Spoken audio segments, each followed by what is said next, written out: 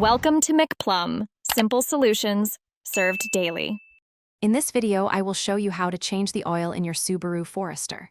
First, gather your essential tools, including a wrench, a new oil filter, and a drain pan. Make sure your vehicle is on a level surface and the engine is cool to the touch. Next, locate both the oil drain plug, usually at the bottom of the oil pan, and the oil filter, which is often near the front of the engine.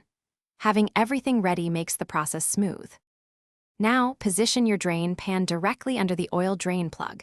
Using your wrench, carefully loosen and remove the drain plug, allowing all the old, dirty oil to flow completely into the pan.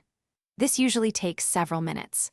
Once the oil has drained, remove the old oil filter. Be prepared for a small amount of oil to spill from the filter as you remove it. Have your new filter ready to go. Before installing the new filter, apply a thin layer of fresh oil to its rubber gasket. This helps create a good seal. Hand tighten the new oil filter until snug, then give it about a quarter to half a turn more with your wrench. Reinstall and tighten the drain plug securely. Finally, using a funnel, carefully pour the recommended amount of new, clean oil into your engine's oil fill cap.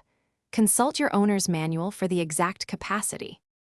After adding the new oil, start your engine and let it run for about 30 seconds to circulate the oil. Turn it off and wait a few minutes for the oil to settle, then check for any leaks around the drain plug and filter. Use your dipstick to verify the oil level, adding small amounts if it's below the full mark. Remember to dispose of your old oil responsibly. And hey, while you're taking care of your car, don't forget to take care of yourself. Check the description for a link to the Oala water bottle and other great deals. Thanks for watching. Stay juicy and subscribe.